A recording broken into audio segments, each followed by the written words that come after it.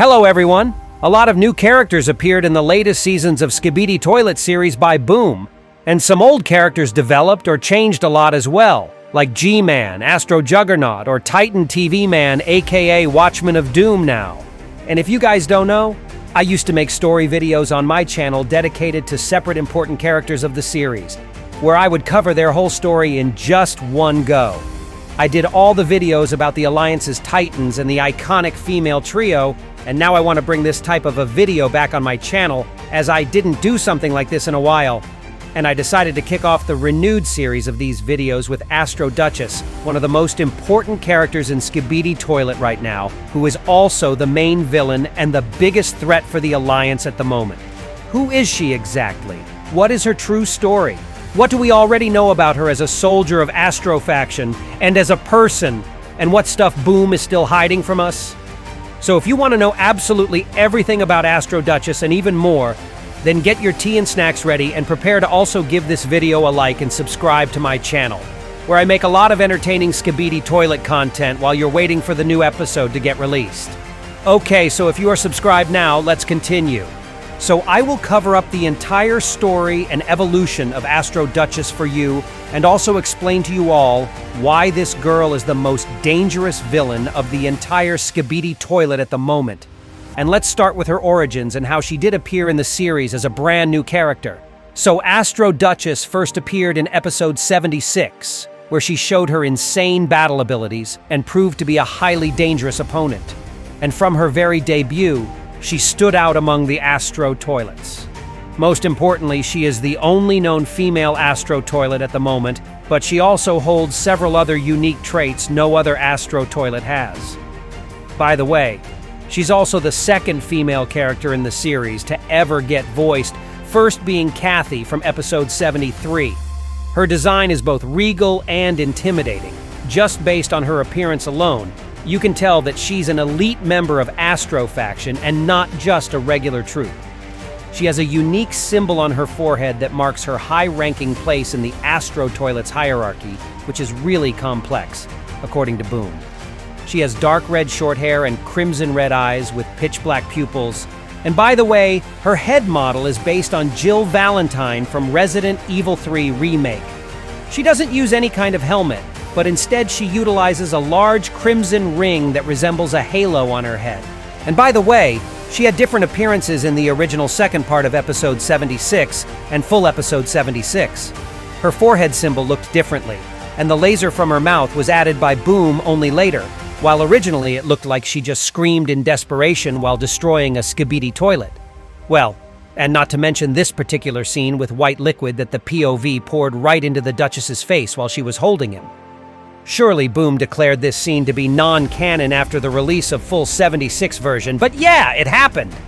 During her first appearance in episode 76, she used to have a static warp levitator in a form of a red horizontal line and a toilet which was really similar to the other Astro Toilet's base core toilets. At first, she had just 4 claws with laser turrets attached to them, which allowed her to pull enemies to her like magnets and crush them while using gravitational force. She can also use Laser Eye's ability just like G-Man. But in addition to this, she has another laser coming out of her mouth. What is also remarkable about her appearance is that unlike most Astro Toilets, who seem to look more mechanical or bulky, Duchess has an elegant, royal, but really menacing aesthetic that made her look so cool. From the beginning, it was clear that she wasn't just another background soldier. She radiated authority, and the way other Astro units followed her lead revealed her being a commanding figure.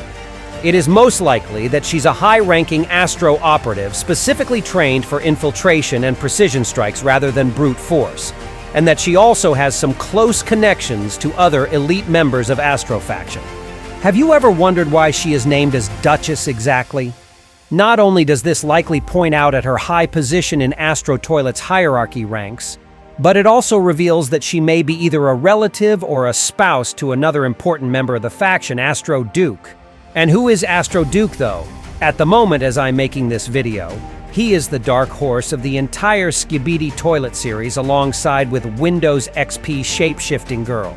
Boom hinted at this character a few times during his interviews with other YouTube creators. but still hasn't revealed anything in particular about him. Astro Duke has been teased to appear in the series several times though, so once it happens, we'll learn something new about his relations with Astro Duchess. But right now, it is still vague. Her first notable act at war was during the Astro faction's sudden, well-coordinated attack against cameramen in episode 76, which then led to disastrous consequences for the Alliance in full episode 77. Duchess was among the few who could bypass Titan-level defenses with agility alone, managing to directly confront some of the Alliance's most important members.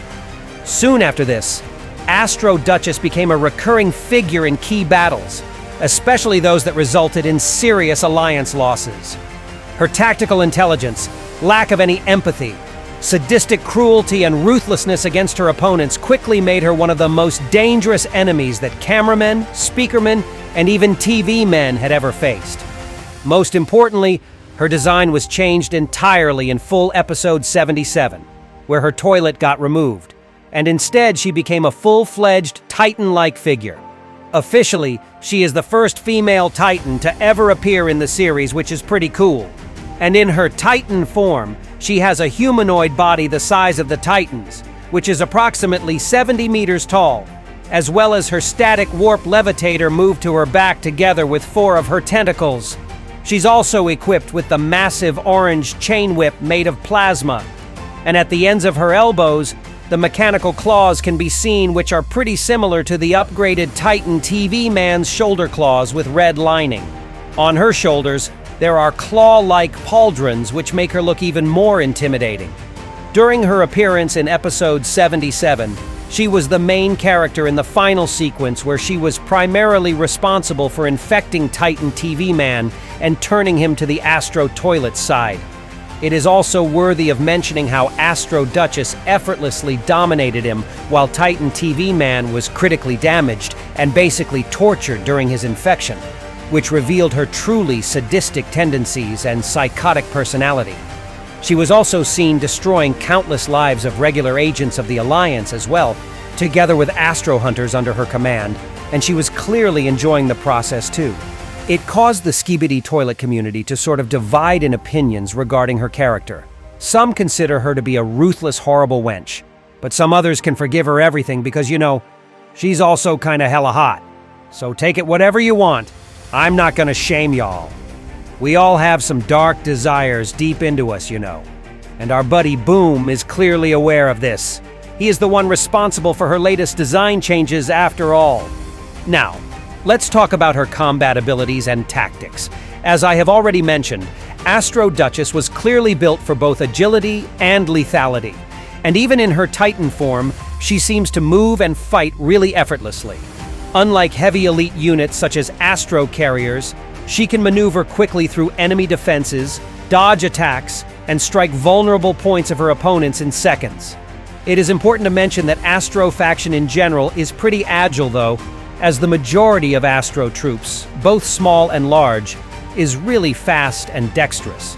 But Duchess combines both Astro Toilet agility with humanoid look, which makes her stand out in comparison with all the Titans of the Alliance, for example, that seem bulky and less maneuverable if I'd have to compare them with Astro Duchess. This mobility makes her a nightmare in one-on-one combat, especially for enemies who rely on size and brute strength.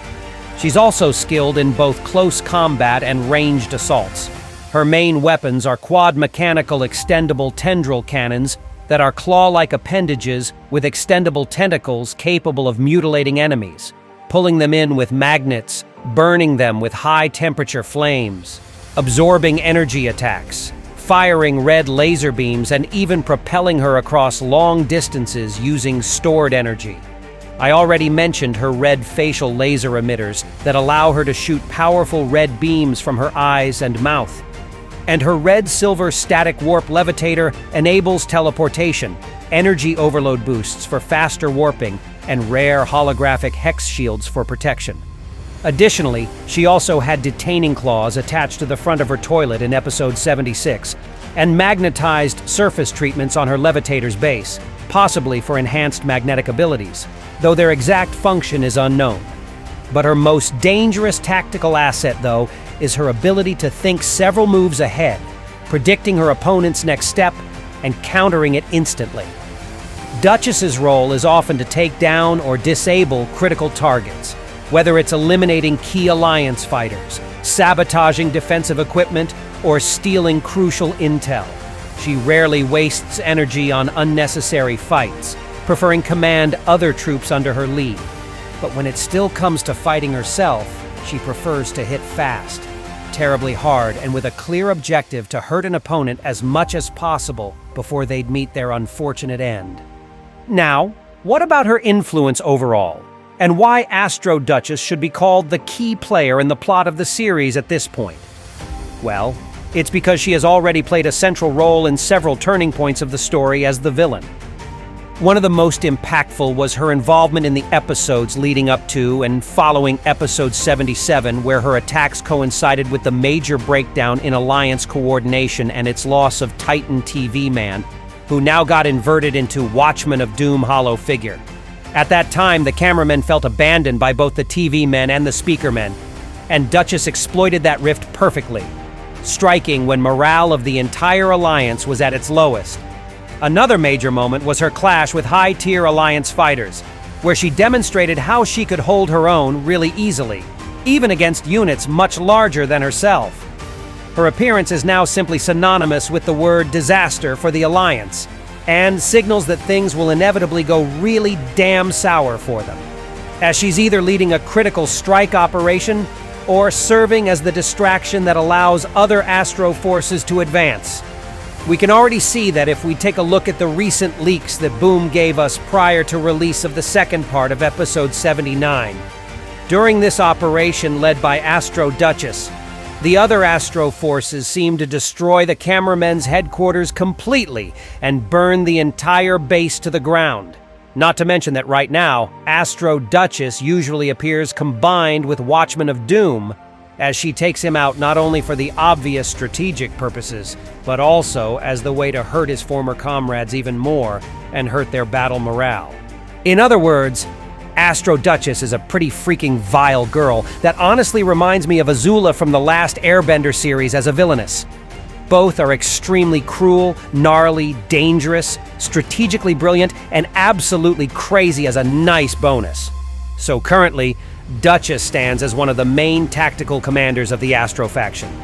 Well, at least before Astro Duke or some other higher-up shows up. She's not just another soldier on the battlefield now. She's an unpredictable, cold, intelligent, and extremely dangerous opponent who forces the Alliance to adapt their strategies if they don't want to lose it all in literal seconds. Every time she appears, the stakes rise higher and higher, and tension intensifies like crazy. Her growing presence also hints at deeper Astro faction politics, not to mention that Boom himself also promised to reveal us even more secrets regarding this organization and its hierarchy in the future episodes. And given her elite status, it's also possible that Astro Duchess communicates directly with the leader of her entire faction, or plays a role in deciding large-scale war strategies. This makes her more than just a fighter. Basically, she's the biggest power player in the larger war effort at this point. So, what can I say about her overall? Astro Duchess's evolution from her first appearance to her current position as the Astro faction's deadliest elite shows how Boom uses character development to keep Skibidi Toilet fresh and unpredictable. She's a freaking big deal, y'all, and she's not just a villain, even though she's a brilliant one, but in my opinion, she also serves as a symbol of the Astro faction's cunning nature, adaptability, and total ruthlessness. With her unique mix of intelligence, combat skill, and absolute craziness, Duchess has already left quite an impression within the Skibidi Toilet fandom, and it's likely that her influence on the war will only grow as more episodes will get released. So whether she eventually meets her downfall or cements her place as one of the greatest antagonists in Skibidi Toilet history, one thing is pretty certain to me. As long as Astro Duchess is on the battlefield, the Alliance will never truly be safe. Okay, and this was all I had for you today. Write in the comments below what you personally think about what I just told you, and be sure to give this video a like and leave your comment under this video. Also subscribe to my channel not to miss my new videos to keep yourselves updated while you are waiting for the second part of episode 79 to get released. And that was me, ISOTOILET. See ya!